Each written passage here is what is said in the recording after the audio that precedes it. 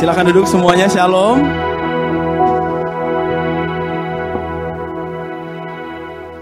Oke, sekali lagi shalom. Puji Tuhan, hari ini kita ada di series yang baru, Strawberry Gen atau generasi strawberry.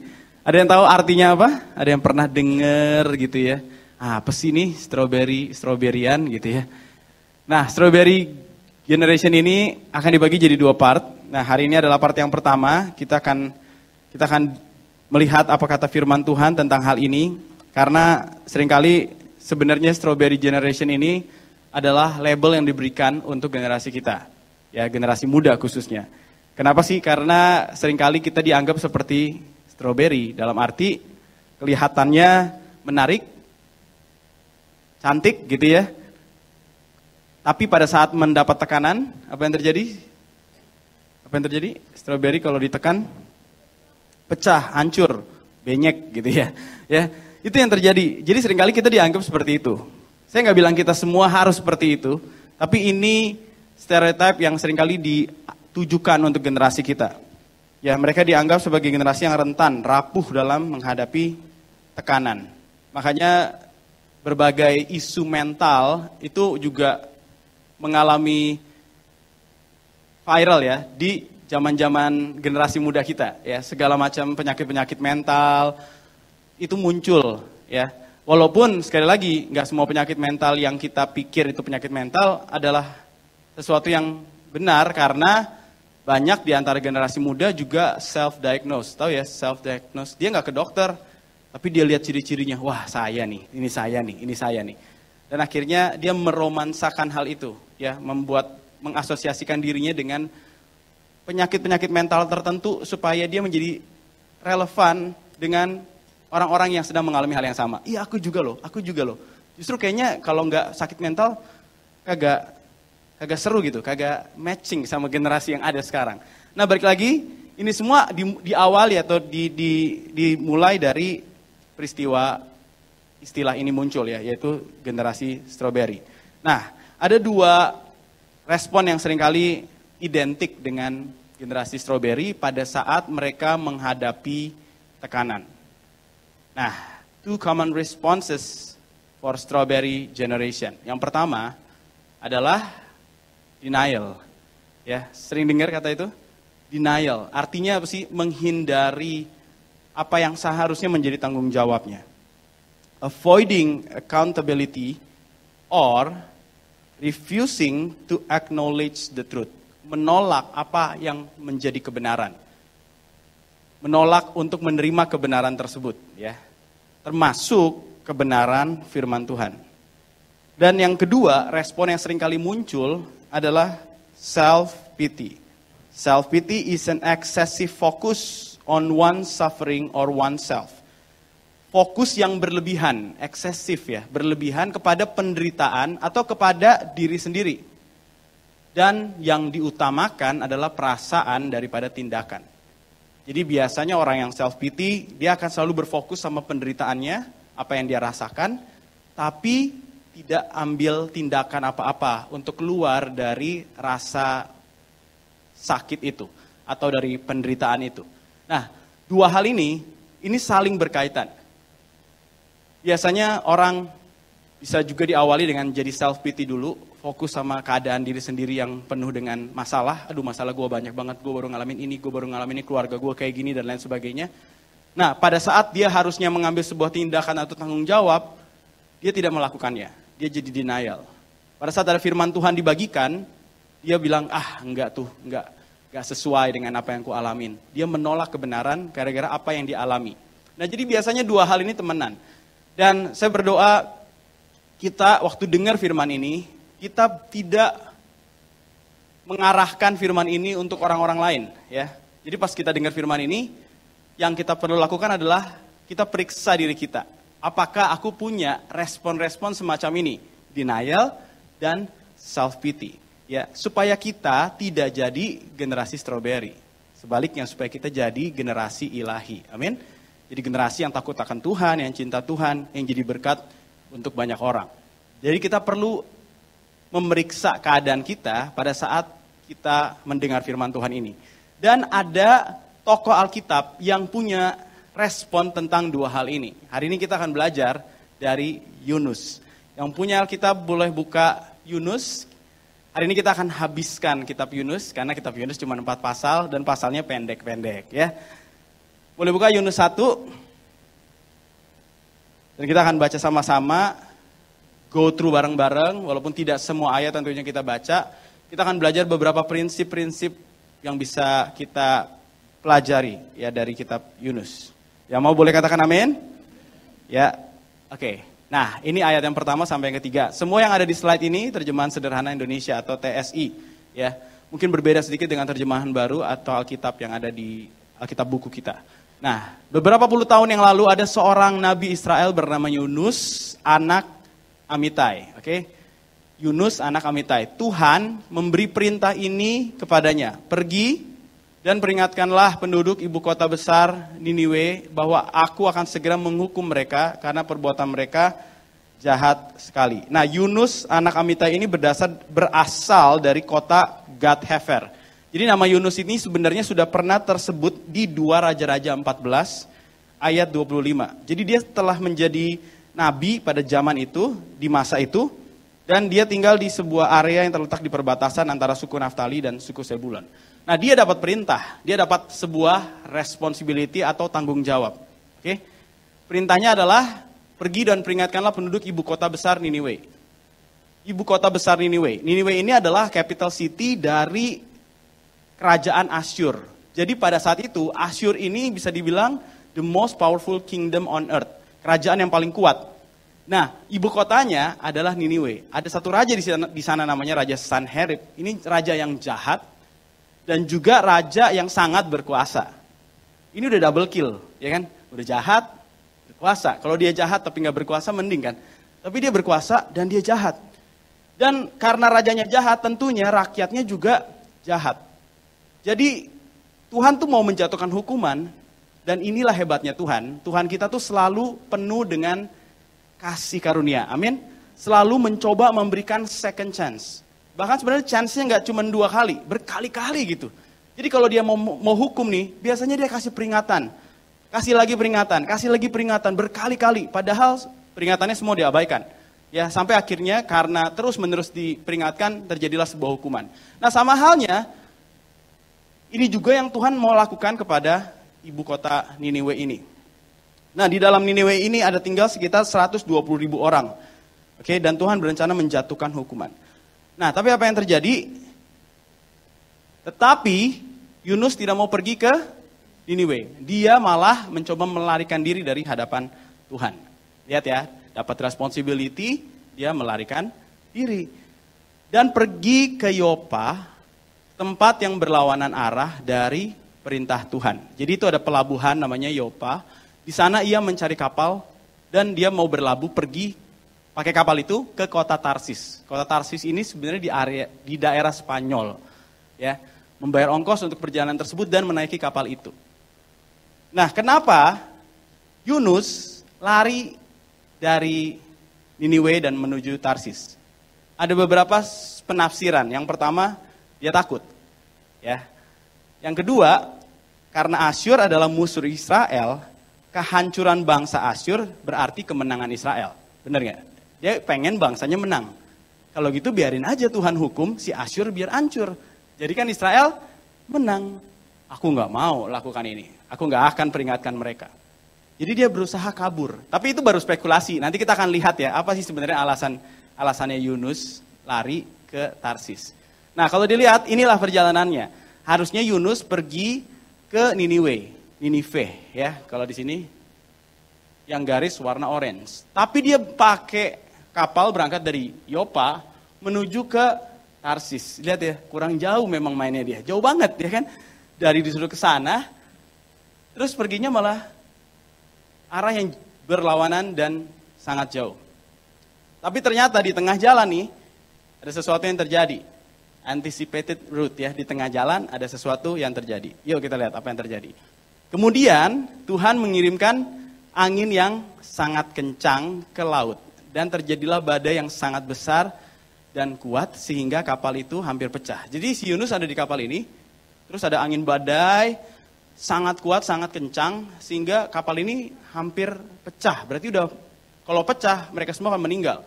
Oke, karena itu anak buah kapal menjadi sangat takut dan setiap orang berdoa kepada dewanya masing-masing untuk meminta pertolongan.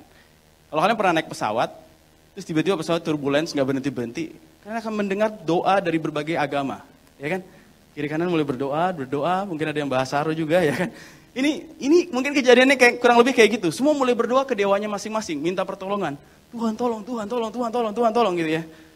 Nah, tapi Yunus malah dia tidur ya di bagian bawah kapal. Jadi si kapten ini entah gimana ceritanya dia tahu dan dia akhirnya membangunkan Yunus. Ya, dia membangunkan Yunus. Yuk kita lihat. Singkat cerita waktu dia bangunin orang ini pada awak kapal ini pada bertanya gitu, kok bisa-bisanya lu tidur? Kita udah mau mati nih. Terus mereka langsung bilang gini, apa betul kamulah penyebab terjadinya bencana ini? Ini Koko lompat ayatnya ya. Jadi sebenarnya di situ mereka pertama bilang begini. Mereka tuh membangunkan Yunus, terus mereka akhirnya naik di atas kapal, maksudnya bukan di bawah, bukan di ruangan bawah. Then the crew cast lots to see which of them had offended the gods and caused the terrible storm. Jadi akhirnya mereka membuang undi. Siapa nih sebenarnya penyebabnya ya? Jadi akhirnya mereka buang undi, jatuhlah kepada Yunus. Terus akhirnya dia bilang seperti ini. Mengapa hal ini terjadi kepada kami? Why has this awful storm come down on us? Who are you? Kamu tuh siapa sih? What is your line of work? Apa pekerjaanmu? Kamu dari bangsa mana? Kamu dari mana dan suku bangsa apa? Terus jawablah Yunus.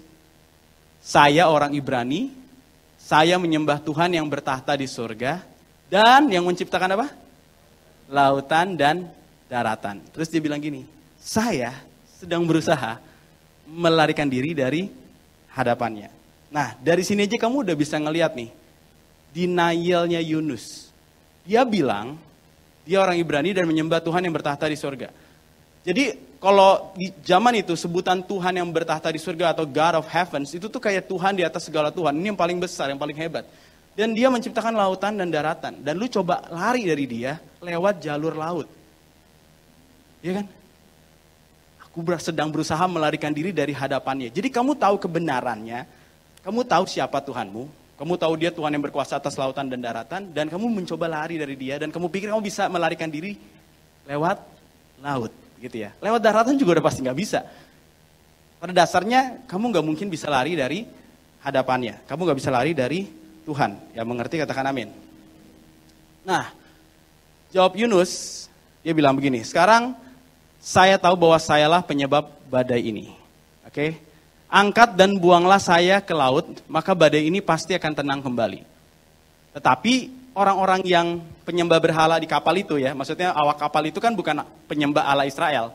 Mereka ini termasuk orang-orang baik guys. Tetapi para anak buah kapal tidak mau langsung membuang Yunus ke laut. Jadi mereka nggak mau membunuh orang dengan membuang orang itu ke laut. Mereka masih berusaha sekuat tenaga mendayung kapal itu kembali ke darat. Namun mereka tidak mampu karena badai itu semakin besar dan menyerang mereka. Intinya mereka mencoba menyelamatkan Yunus juga. Mereka nggak mau langsung ambil keputusan untuk bunuh dia supaya badannya berhenti. Tapi ternyata memang gak bisa-bisa.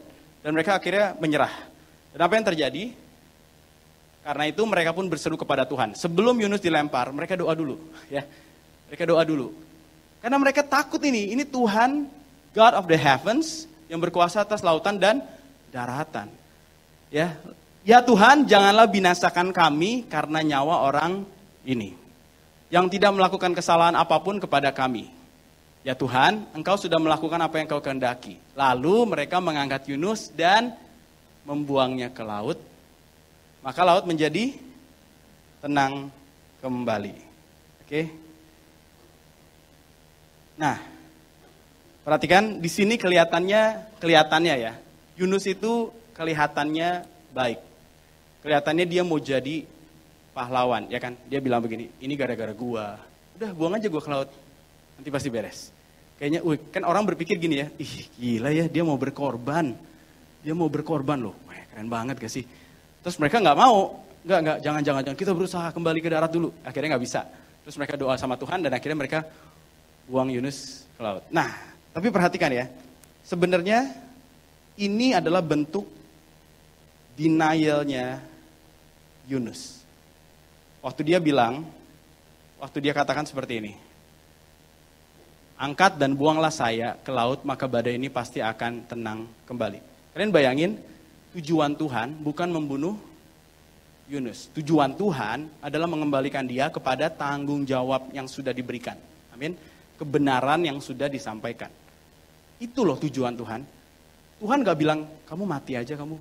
Tuhan gak bilang kayak gitu. Tuhan tuh mau datangkan badai untuk membawa kamu kembali ke tujuannya. Bawa Yunus kembali ke tujuannya. Tapi dia denial. Dia bilang apa? Kalau gitu aku mati aja.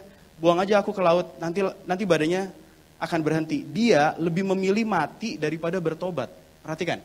Dia lebih memilih mati daripada bertobat. Dan memberi kesempatan kepada Asyur, Niniwe, untuk bertobat. Lihat ya, se-denial itu dia. Dia di dalam kondisi ini pun tetap tidak mau menerima responsibility dari Tuhan. Dan menolak kebenaran Tuhan. Ya, kedaulatan Tuhan. Nah, apa sih prinsip yang pertama? Perhatiin ya. Your denial of responsibility and truth harm those around you. Ya, sikap menyangkali tanggung jawab dan kebenaran Tuhan, sikap seperti itu kalau kamu pelihara terus, itu akan melukai orang di sekitarmu. Sekarang coba bayangin kalian tuh jadi awak kapalnya. Kalian satu kapal itu bisa mati karena orang ini. Karena orang ini denial sama apa yang Tuhan mau. Benar gak? Satu kapal itu gak tahu apa-apa. Mereka gak tahu perintah dari Tuhan. Mereka ada di kapal yang sama. Dan karena kebebalan, kedenialan hati orang ini yang tidak mau terima perintah Tuhan. Dan mengakui apa yang menjadi kehendak Tuhan. Dia membahayakan nyawa satu kapal tersebut. Ya, mengerti, katakan amin. Ya. Dan pada saat dia ditanya, dia bilang gini kan, lempar aja aku ke laut. Kalian tahu, ini tindakan yang bisa membuat orang-orang di kapal itu di mata Tuhan jadi bersalah atau jahat. Karena membunuh orang yang Tuhan pilih. Benar gak? Lihat ya, kelihatannya baik tapi sebenarnya ini jahat. Waktu Yunus bilang, lempar aja aku ke laut. Dan kalau saja itu dilakukan oleh mereka nih, ya, dan Yunus beneran mati, berarti Yunus menempatkan awak kapal tadi sebagai pihak yang bersalah atau orang jahat yang membunuh umat Tuhan. Gara-gara apa? Sikap denialnya dia. Nah, sekarang coba tarik ke hidup kita sekarang. Seberapa sering kita dapat perintah dari Tuhan? Seberapa sering kita dengar firman Tuhan? Tapi kita selalu, enggak lah, aku menolak tanggung jawab itu. Aku menolak untuk menerima kebenaran firman itu dan menerima janji Tuhan itu. Akhirnya kita terus hidup dengan penyangkalan. Nah, kamu berpikir itu tidak mempengaruhi sekitarmu. Kamu salah besar. Kamu lihat, gara-gara Yunus seperti itu, satu kapal ini bisa mati. Kalaupun mereka mengambil keputusan membuang Yunus ke laut, sekali lagi ya, mereka di mata Tuhan jadi jahat. Karena mereka membunuh orang atau nabi Tuhan. Dan itu membuat semua orang tuh mengalami luka, ya, mengalami damage. Nah, coba perhatikan, jangan-jangan selama ini di dalam keluarga kita atau mungkin di kul kita atau di tempat kita bekerja, kalau kita jadi orang yang terus-menerus denial, ya, kita akan merugikan orang sekitar kita. Oke, kita akan terus merugikan mereka semua. Tuhan mau pakai kamu jadi berkat, bukan jadi batu sandungan. Amin. Tuhan mau pakai kamu jadi berkat, bukan gara-gara kamu orang celaka. Tapi kamu perlu mengambil keputusan untuk tidak menjadi denial, tapi menerima tanggung jawab dari Tuhan dan menerima kebenaran Tuhan. Nah, kita lanjutin ceritanya. Maka para anak buah kapal itu menjadi sangat ketakutan akan kebesaran kuasa Tuhan. Lihat ya, karena pada saat mereka lempar, beneran lautnya jadi tenang. Karena itu mereka berjanji bahwa nanti mereka akan melakukan hal-hal yang menyenangkan hatinya dan akan mempersembahkan kurban sembelihan. Kalian lihat ya, cerita ini kelihatannya biasa aja, tapi sebenarnya ada paradoks yang terjadi di sini. Yunus menyembah Allah Israel, tapi denialnya setengah mati. Betul? Awak kapal ini tidak menyembah Allah Israel, tidak menyembah Allah yang benar atau menyembah berhala. Tapi justru mereka lebih cepat untuk menerima kedaulatan Tuhan. Waktu Yunus bilang, ini gara-gara aku, ya, kalian lempar aku aja karena Allahku, Tuhanku adalah Tuhan pencipta langit dan bumi, berkuasa atas lautan dan daratan. Dengan kalimat itu aja mereka langsung gampang percaya. Makanya pas mereka mau lempar Yunus ke laut, mereka doa dulu. Dan waktu mereka lempar Yunus ke laut dan lautnya beneran berhenti, mereka tambah percaya lagi, bener gak? Sedangkan Yunus yang udah lahirnya sebagai orang Israel, dipakai Tuhan, dikasih perintah, denialnya setengah mampus. Sedangkan orang-orang ini, orang-orang yang baru kenal Tuhan, di momen itu, cepet banget taatnya. Kalian sadar gak sih kalau kita seringkali kayak gitu? Tanpa sadar kita yang udah Kristen sekian lama, itu denialnya setengah mampus. Susah banget untuk percaya sama apa kata Tuhan. Terus tiba-tiba nih 2 minggu kemudian ada orang yang baru kenal Tuhan. Terus di situ dia dapat firman Tuhan dan dia bilang, aku harus lepaskan rokok. Aku lepasin rokoknya. Secepat itu dia taat. Lah kita sampai hari ini masih bergumul dalam dosa itu. Padahal kita udah kenal Tuhan sekian tahun yang lalu.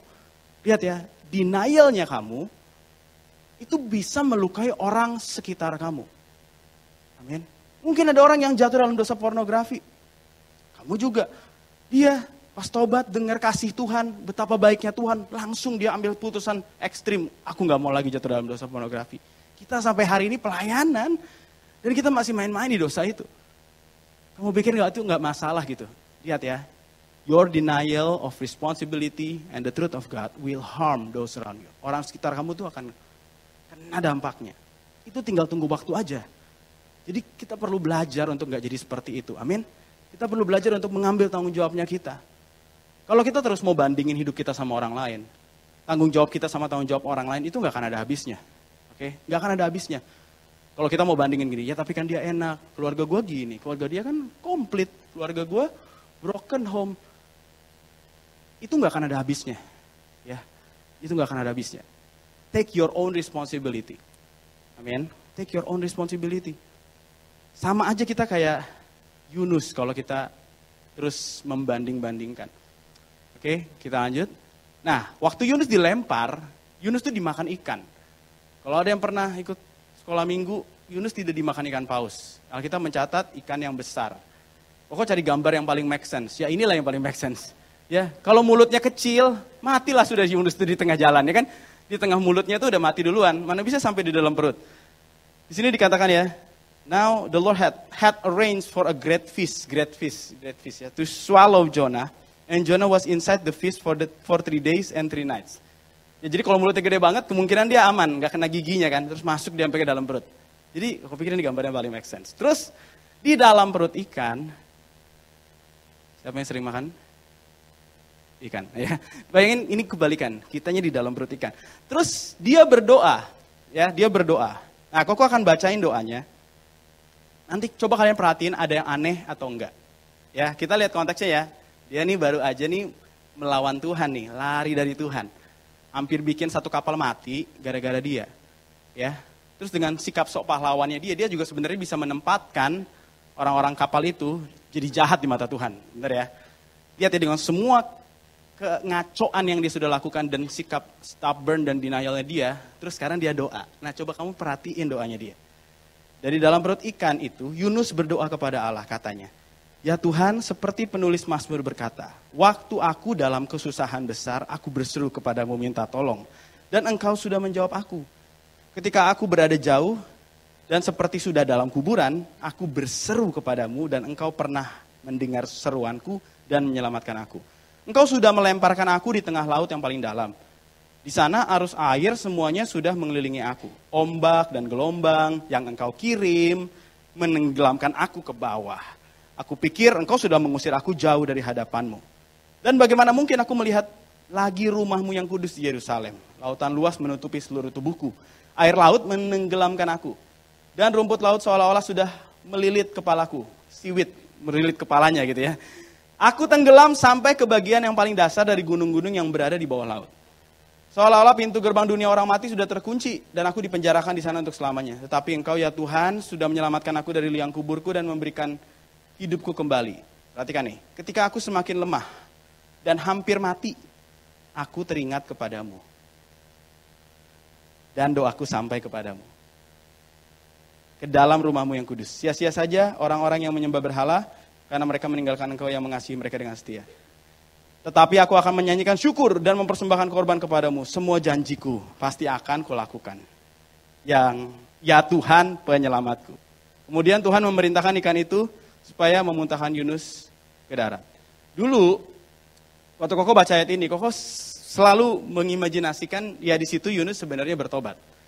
Ya, dan dia berdoa, makanya Tuhan kembaliin.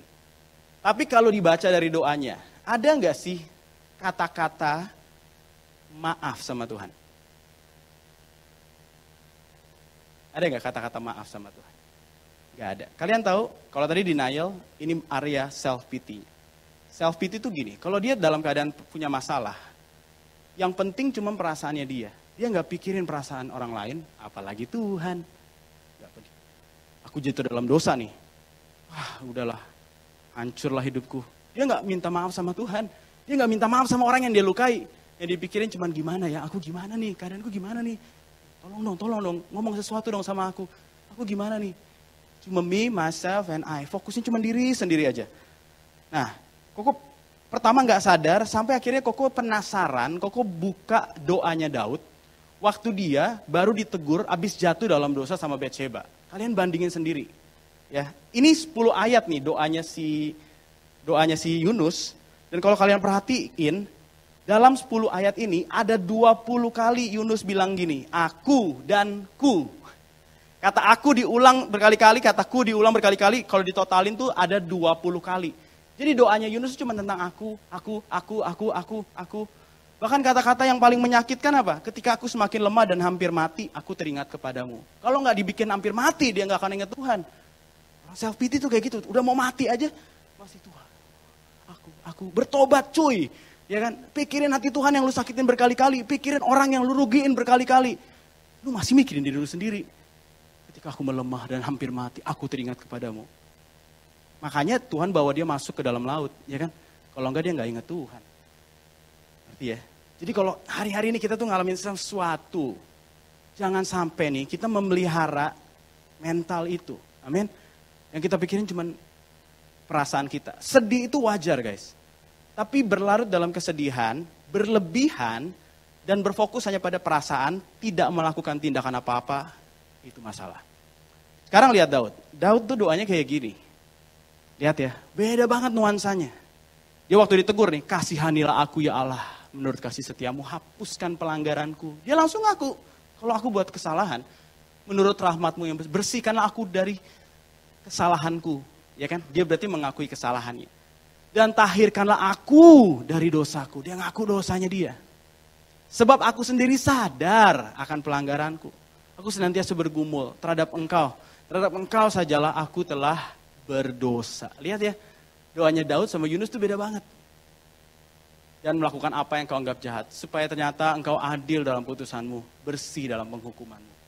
Dan kalian tahu, kalau di bagian ayat yang lain tuh Daud pernah bilang gini. Jangan ambil rohmu dari padaku. Ya. Dia minta jangan ambil rohnya Tuhan daripadanya. Dia kayak ibaratnya terserah Tuhan habis ini mau ngapain. Kalau mau hukum, hukumlah aku. Tapi jangan biarin aku menjalani hukuman itu tanpa rohmu di dalamku. Ngerti ya? Sedangkan kalau Yunus tadi kalian lihat. Itu kayak doa tapi semi-semi nyindir Tuhan. Kau telah membuang aku jauh ke dalam. Lu yang lari. Iya gak sih? Lu yang kabur, orang disuruh ke sana. Malah pergi ke Tarsis, kok bilang gue yang buang sih? Lihat gak sih? Itu tuh, self-pity itu gitu. Yang salah, kena konsekuensi. Terus bilangnya, Tuhan, teganya Tuhan, hancurin gue. Lu yang bikin hancur. Kesalahan lu. Yang mengerti katakan amin. Nah, lihat ya, nuansa yang berbeda banget. Doanya Daud sama doanya Yunus. Tapi lihat ya, Tuhan tetap baik. Nah dulu kok pikir Yunus bertobat. Coba ya, kita lanjutin baca ceritanya. Kalau menurut kalian dia bertobat atau enggak? Next, oke. Akhirnya Yunus sampailah di kota Niniwe. Singkat cerita nih, kotanya besar, 3 hari perjalanan kalau mau kelilingin semuanya ya. Terus akhirnya setelah itu dia masuk ke kotanya. Sesudah berjalan sepanjang hari dia menyampaikan pesan Allah. Lihat ya, pesannya gini. 40 hari lagi Niniwe akan dibinasakan. Khotbahnya singkat banget. Di bahasa Ibrani ini cuma 5 kata. Di bahasa Ibrani. Jadi kalau di bahasa Indonesia berapa? 1, 2, 3, 4, 5, 6, 7. 7 kata. Pernah dengar khotbah kayak gitu? 40 hari lagi Niniwe akan dibinasakan. Mestinya kan ada lanjutannya kan? Bertobatlah. Apa kayak gitu? Lakukan apa? Bawa persembahan kepada Tuhan. Allah Israel, Allah yang hidup. Ini enggak. Dia cuma kayak pengen kasih tahu 40 hari lagi habis lu pada semua ya. Niniwe akan dibinasakan. Terus lihat ya, ini paradoks lagi nih. Paradoks lagi. Penduduk Niniwe menjadi percaya dengan pesan Allah yang disampaikan oleh Yunus. Kalian tahu ada yang aneh sama peringatan-peringatan Yunus. Yang pertama, kayak tadi, dia cuma ngomong 5 kata dalam bahasa Ibrani. Dia tidak menyebutkan kenapa. Ya enggak? Ada enggak di sini disebutkan? Ini akan binasa karena kalian begitu jahat. Tidak dia sebutkan kenapa. Dia tidak sebutkan siapa yang akan menghancurkan kota ini. Bahkan dia tidak menyebutkan nama Tuhan. Dia kasih informasi seminim mungkin supaya bangsa ini akhirnya tidak bertobat. Jahat banget. Kalian pikir dia bertobat diperhatikan? Dia nggak bertobat. Lalu apa yang terjadi? Hebatnya nih penduduk Niniwe dengan khotbah 5 kata dalam bahasa Ibrani ini. Akhirnya menjadi percaya. Mereka memutuskan untuk berpuasa. Baik orang besar maupun orang kecil memakai kain karung untuk menunjukkan bahwa mereka menyesali dosa-dosa mereka. Sikap Yunusnya itu nggak berubah. Dia tetap pengen bangsa ini mati. Lihat ya, setelah Raja Niniwe mendengar kabar, ini raja jahat loh, berkuasa banget pada saat itu. Dia langsung turun dari tahtanya. Lihat ya, dia nggak denial. Waktu dapat perintah, waktu dapat kebenaran Tuhan dinyatakan, dia nggak denial. Dia langsung quick to believe, cepat percaya, cepat taat. Amin. Dia melepaskan jubah kerajaannya dan memakai kain karung. Kain karung itu di bahasa lainnya kain kabung, kain berkabung gitu ya. Lalu dia duduk di atas abu sebagai tanda penyesalan atas dosanya. Sikap kontras ini ditunjukkan oleh seorang raja yang sangat jauh berbanding terbalik dengan seorang nabi. Nabi yang sangat reluctant untuk taat, sangat enggan untuk taat. Yang harus dibawa mau mati dulu baru dia mau taat. Dan si raja ini dengar khotbah yang kurang banget informasinya, ya kan minimum information, bare minimum banget tuh peringatannya. Tapi langsung quick to obey. Coba cek kita. Seberapa sering kita jadi kayak Yunus. Semestinya kita merespon seperti raja yang jahat ini. Ya kan? Pas dengar, iya ini aku. Khotbah ini buat aku. Firman ini, aduh ini Tuhan lagi ngomong sama aku. Tuhan mampuni aku. Seberapa sering kita langsung turun dari tahtanya. Kita langsung turun dari kesombongan kita. Dan kita langsung minta, Tuhan ampuni aku salah. Aku nyesel Tuhan atas dosaku. Atau kita seperti tadi. Denial. Self-pity. Terus menerus seperti itu. Jadi pelajaran apa yang kedua yang kita bisa ambil? Perhatikan ya. Ini Yunus. Tahu dari mana kalau dia gak bertobat? Dari sini. Yunus menjadi sakit hati. Sangat marah. Karena Allah tidak membinasakan Niniwe. Lihat ya, berarti memang sengaja dia khotbah 5 kata doang. Dia berharap rakyat ini miss the information. Gak bertobat, mati dia. Tapi Yunus sakit hati. Kamu lihat ya, ini paradoksnya sangat mengerikan. Seseorang yang sakit hati karena orang yang mau diselamatkan Tuhan tidak jadi binasa. Ya kan?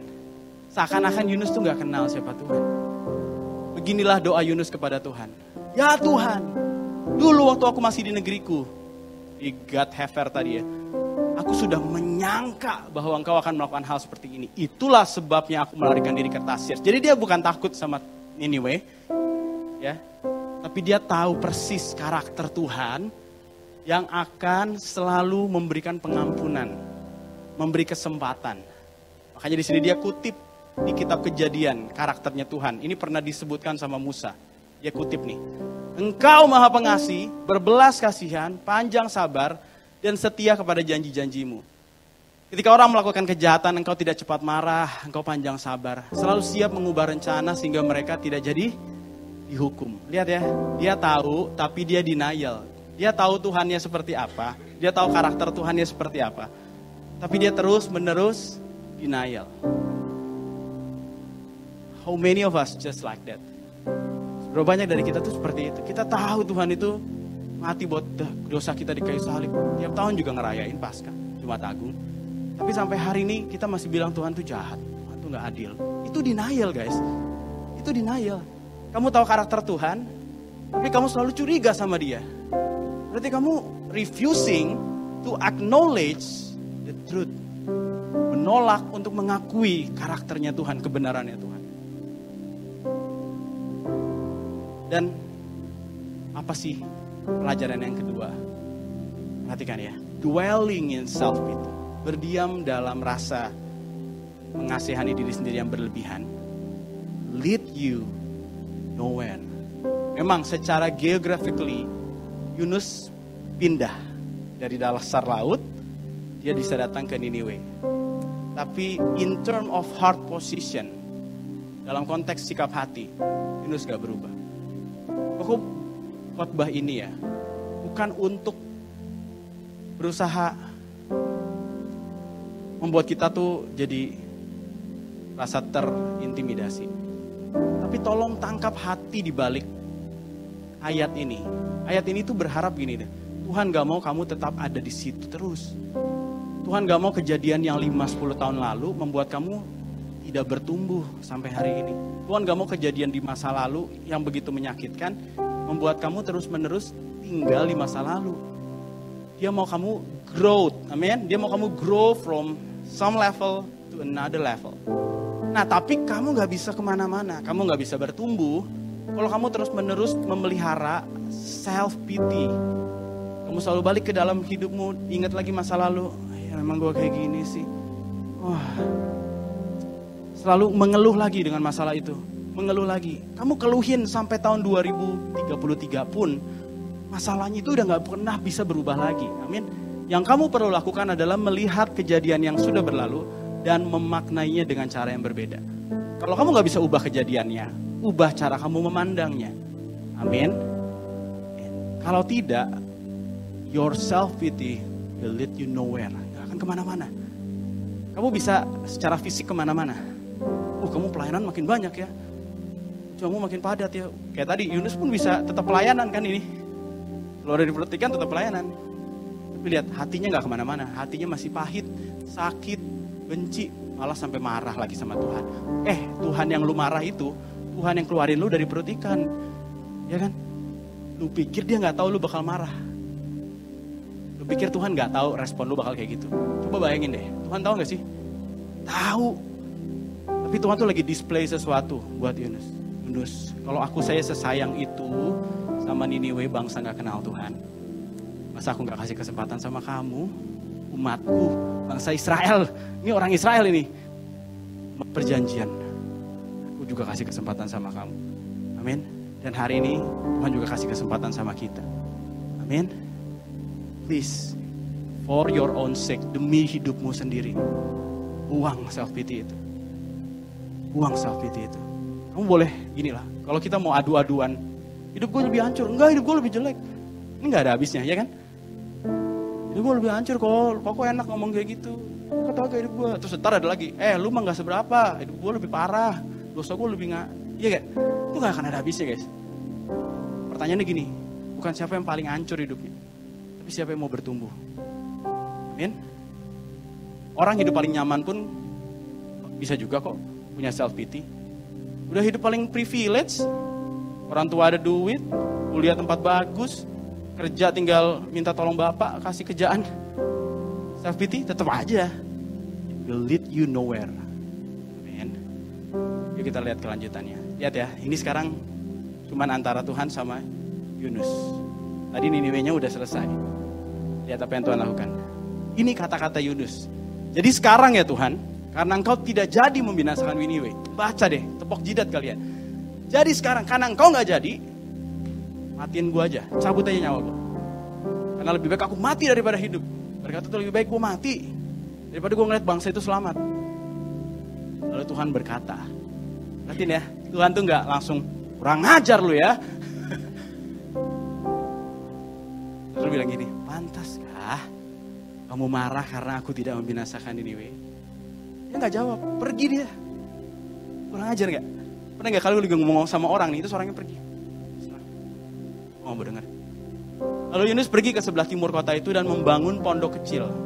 Lalu duduk berteduh di bawahnya sambil menunggu dan melihat apa yang terjadi. Semoga hancur nih kota nih. Semoga hancur. Lihat ya, Tuhan baik. Perhatikan, semua kata-katanya dimulai dari kata Allah menumbuhkan, Allah mengirim, dan lain-lain. Kemudian Tuhan Allah menumbuhkan tanaman. Jadi kan dia bangun pondok dari kayu. Terus di kayunya Tuhan menumbuhkan tanaman rambat. Jadi teduh kan. Jadi dia cuma bangun pondok, sekarang pondoknya tuh ada daun-daun, ada rumput-rumput. Terus jadi adem, ya. Sehingga melindungi kepala Yunus dari sinar matahari untuk membuat dia merasa lebih. Yunus pun sangat senang dengan tanaman itu. Akan tetapi keesokan harinya sebelum matahari terbit, lagi-lagi nih, Allah mengirim seekor ulat untuk melubangi batang tanaman itu. Jadi karena batangnya udah lobang, akhirnya tanamannya layu semua. Jadi ini semua kerjaan Tuhan nih. Ketika matahari terbit, Allah mengirimkan angin yang sangat panas yang bertiup dari arah timur. Jadi udah gak ada tanamannya, lebih panas. Terus sekarang Tuhan sengaja kasih angin yang panas. Karena sinar matahari yang sangat panas itu, maka Yunus lemas dan hampir pingsan. Ingat ya, dia perlu dalam keadaan lemas dan hampir mati baru ingat Tuhan, ya kan? Dan izinkan lagi nih, tapi ini gak sampai mati beneran sih. Yunus ingin mati dan berseru, lebih baik aku mati daripada hidup. Dia masih ngejawabin Tuhan kayak gitu. Maka Allah menjawab kepada Yunus. Lihat ya, pertanyaan ini bukan berarti Tuhan gak tahu jawabannya. Tapi pertanyaan ini ditujukan supaya Yunus tuh merenungkan pikirannya Tuhan. Lihat dari sudut pandangnya Tuhan. Dikasih pertanyaan supaya kamu berdiri di sisi Tuhan dan melihat cara pandangnya Tuhan. Allah menjawab kepada Yunus, pantaskah kamu marah karena tanaman itu layu? Lihat jawabannya. Ini kalimat terakhir di kitab Yunus yang disuarakan sama Yunus. Jawab Yunus, ya sepantasnya aku sangat marah sampai mati. Ajar banget sih. Kalau gue jadi Tuhan udah gue sikat nih.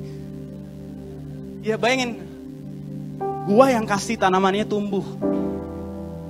Sekarang gue ambil. Lu gak ngapa-ngapain sama sekali loh sama tanaman itu. Sekarang tanamannya hilang, lu marah. Tanya, pantas gak kamu marah? Ya pantas. Pernah gak sih ketemu orang kayak gitu? Sikapnya kayak anak-anak banget, ya kan? Self pity, fokusnya sama emosinya dia. Aku lagi marah, pokoknya aku lagi kesel. Dan denial. Dia tahu jawabannya, tapi dia gak mau jawab, ya kan? Dia tahu, gak pantas lah aku. Orang lalu juga gak usahain apa-apa, gak pantas kamu marah. Dia tahu jawabannya, tapi dia denial setengah mati. Dan Tuhan tutup ayat terakhir ya, dia bilang begini. Tuhan berkata kepadanya, aduh Tuhan baik banget dah. Kamu sendiri peduli kepada tanaman yang merambat itu bukan? Meskipun sama sekali tidak kamu tanam atau pelihara. Yang tumbuh hanya dalam satu malam, kemudian layu pada malam berikutnya. Bagaimana aku tidak mengasihi Niniwe, kota yang besar itu, dengan penduduknya yang lebih dari 120.000 jiwa. Mereka masih seperti anak-anak kecil. Belum dapat membedakan apa yang baik dan yang jahat. Jadi selama ini jangan-jangan mereka jahat karena mereka gak punya hukum Tuhan. Ya, dan Tuhan gak mau. Tuhan kita Tuhan adil, amin.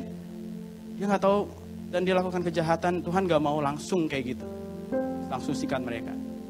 Dan juga terdapat sangat banyak ternak di situ. Jadi Tuhan tuh kayak lagi kasih pertanyaan-pertanyaan tadi. Itu tuh untuk mengarahkan Yunus untuk berpikir. Manusia sama tumbuhan, mana lebih berharga? Manusia. Yang ciptakan dua-duanya, aku. Nah kalau aku sayang sama ini, kenapa kamu benci setengah mati sama ini? Kamu pikir dia jahat, kamu juga jahat kok. Ya kan? Kamu denial aja untuk mengakuinya, kamu juga jahat. Aku mengasihani dia, karena kamu mengasihani diri sendiri.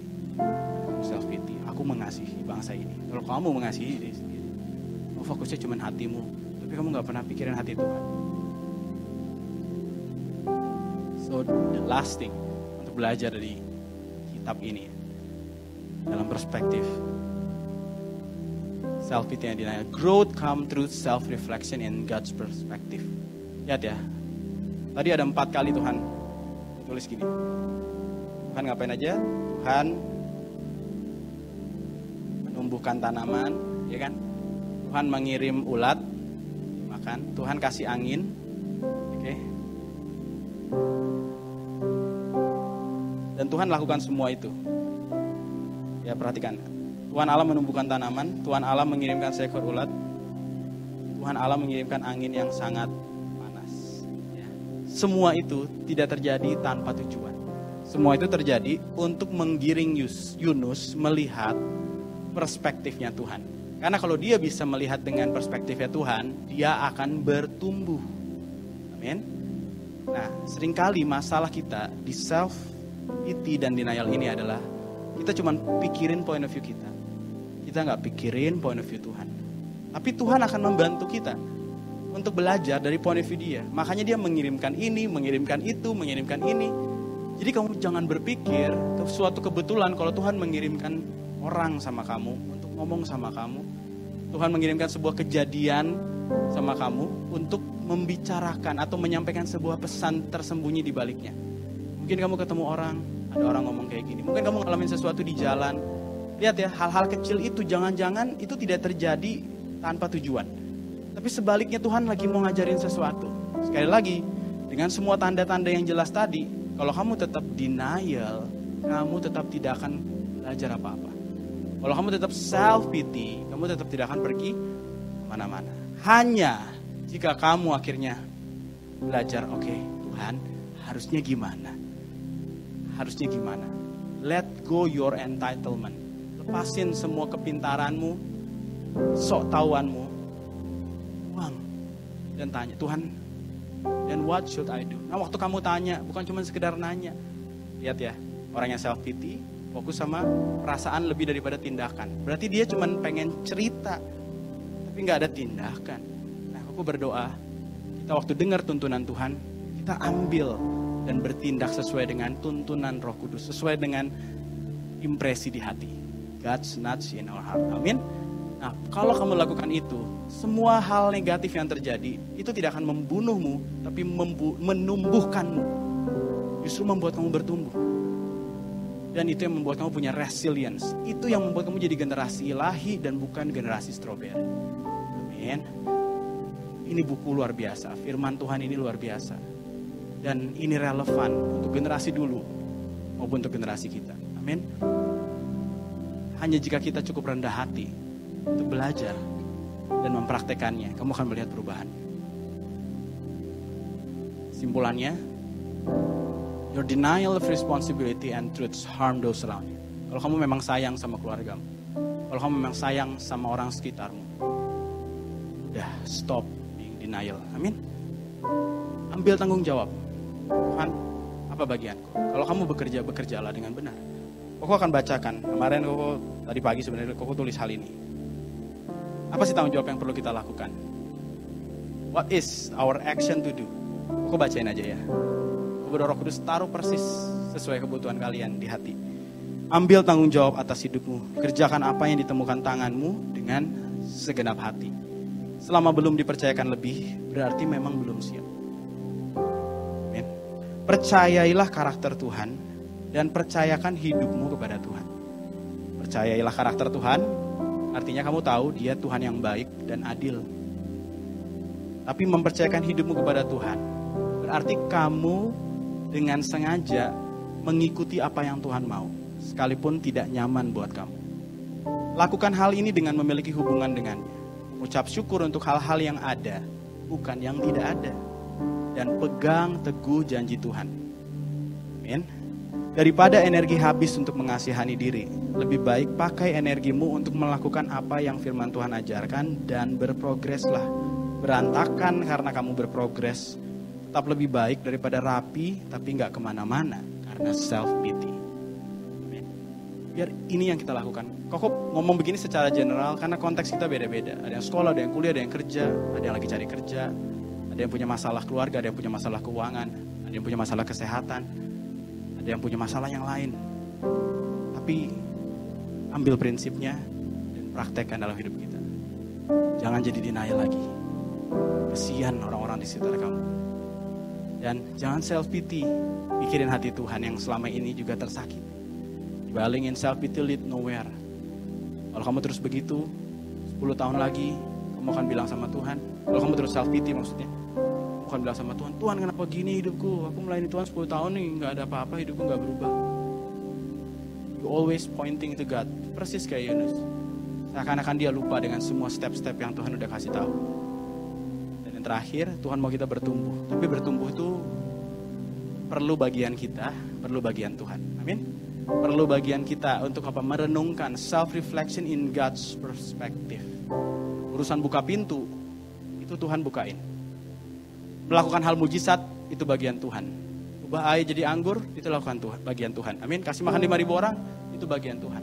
Nah tapi bagian kita apa? Bawa tuh cedok air itu, bawa ke pemimpin pesta. Cerita pernikahan di Kana. Nah itu bagian kita. Bagian Tuhan yang ngubah air jadi anggur. Bagian murid-murid apa waktu kasih makan 5.000 orang? Bagian rotinya. Bagian Tuhan yang melipat gandakan. Nah sekarang kamu pilih yang mana? Kamu mau pilih yang lebih mujizat, miraculous gitu. Aku yang bagian susahnya Tuhan. Tuhan tahu kita nggak bisa.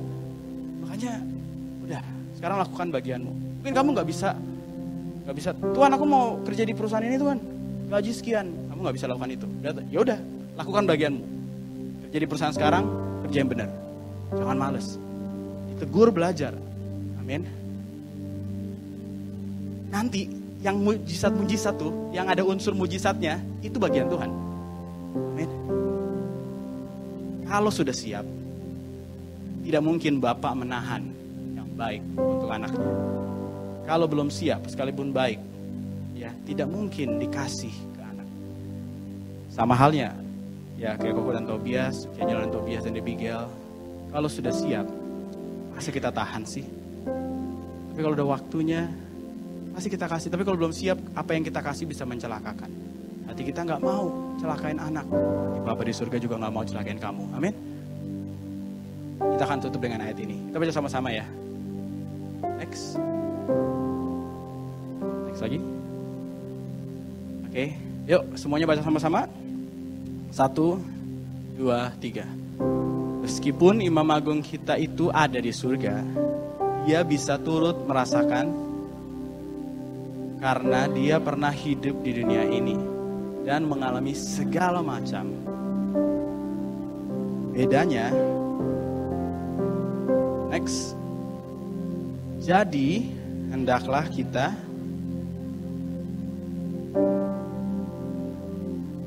amin.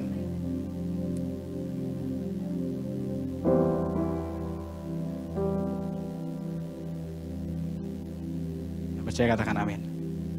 Di ayat yang sebelumnya tadi dia bilang, dia turut merasakan karena dia pernah ada di dunia ini dan melewati semua. Kalau dia gak pernah rasain, enak dong dia cuma ngomong dari surga. Yang kuat ya, kuatkan dan teguhkanlah hatimu. Iya Tuhan gak pernah rasain jadi manusia. Kita gak bisa ngomong gitu kan? Karena dia pernah jadi manusia sama seperti kita. Bedanya dia tidak berdosa. Dia turut merasakan semua pencobaan. Kalau dia bilang semua, masa dia bohong sih? Walaupun Tuhan gak ngalamin broken home kan Tuhan. Tuhan kan gak ngalamin papanya selingkuh kan, cerai kan, atau apalah gitu ya. Tapi waktu dia bilang semua, dia pasti gak bohong. Pasti dia merasakan semua jenis sakitnya. Mungkin kejadiannya beda-beda, ngerti ya? Kejadiannya beda-beda nih. Tapi dia tahu persis sakitnya kamu tuh kayak gimana. Dia tahu persis pedihnya di hati kamu tuh kayak gimana. Dia pernah merasakannya.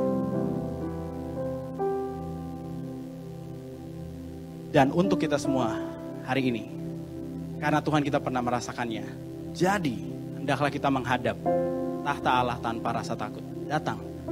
Karena dia menerima, dia bukan nolak. Ingat, dia menerima kita dengan kebaikan. Pada saat kita memerlukan pertolongan, Allah akan berbelas kasihan dan menunjukkan kebaikan hatinya kepada kita. Amin. Nah, sebelum kita selesai, aku mau kita sama-sama datang sama Tuhan. Amin. Adakah kalau di antara kita hari ini membutuhkan pertolongan? Bukankah firman Tuhan yang bilang, saat kita memerlukan pertolongan, Allah akan berbelas kasih dan menunjukkan kebaikan hatinya. Amin. Yuk kita satukan hati.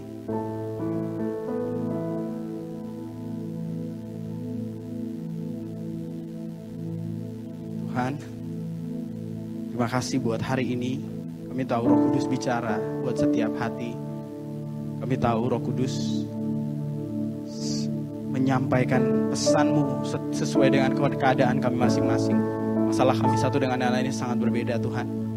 Tapi Tuhan tahu persis apa yang kami alami dan Tuhan mau memberikan pertolongan. Bapa, kami datang saat ini. Yuk buka hatimu. Take your time. Open your heart. Terima kasih Tuhan. Terima kasih Bapa.